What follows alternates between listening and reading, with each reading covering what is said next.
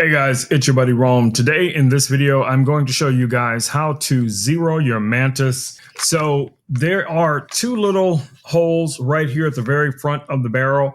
And what that's going to allow you to do is to zero this out. So we're going to take this back to the desk and I'm going to show you guys exactly how to turn the laser on so it stays on consistently, and to be able to zero the laser up and down or left or right, depending on whatever it is you want to be able to zero this to. Y'all ready? Y'all ready?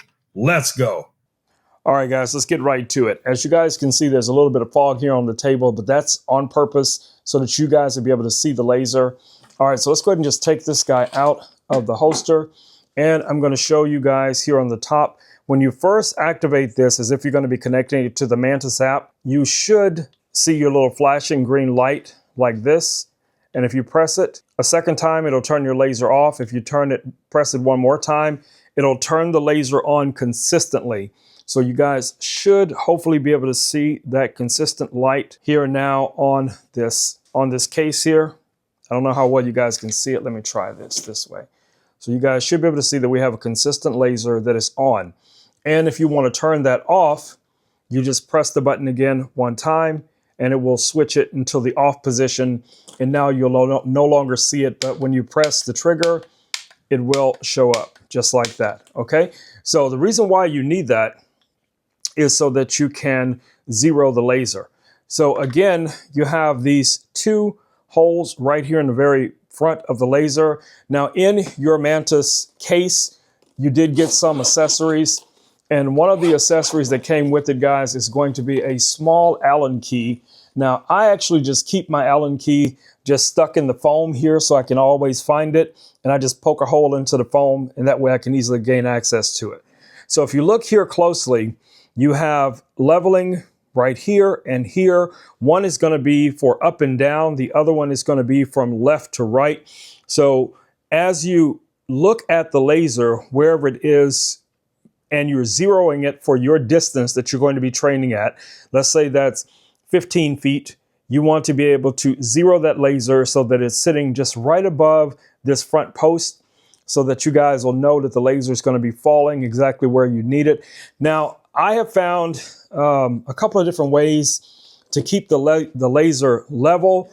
Now, because I'm a photographer and I do a lot of other projects, I have things around like these little levelers that you can set up, and then you can just kind of level the gun just so you see that bubble where it's at. Now you know it's completely level. And if you have something that you can set this on where that's going to stay consistent, that's just going to give you a good indicator of the gun itself is level, and now you're just adjusting the laser up and down. Okay. Now, once you do that, you should have a consistent firing pattern, and I'll show you guys what that looks like.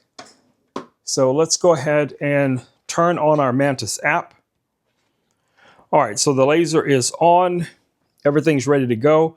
Let's click on connect. And we're just going to go through one of our open drills. All right, so let's go to the Mantis benchmark, and we're just going to click start. And I have some little targets here on the desk just to give you guys an idea. I'm maybe about 8-9 feet away from these targets. So right now you guys can see the focus laser is still on. So right now I know pretty much where this should be falling with each shot for the most part. So what I'm going to do now is I'm going to turn that focus laser off, and then I'm going to start the remaining 8 shots here in this drill.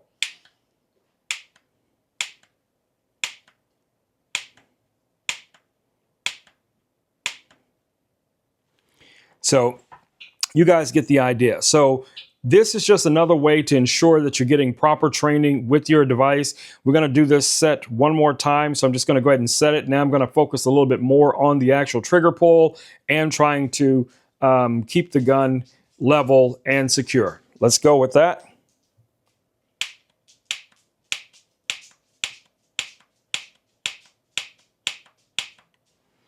All right, so there is our score. But hopefully this video has been helpful for you guys who are interested in, dry firing.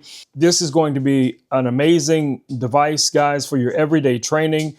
try to get dry firing in as much as possible. I try to, honestly, guys, at least once a day, 15 to 20 minutes, I will dry fire, whether it's this training device that we have here, or when I was using my EDC gun.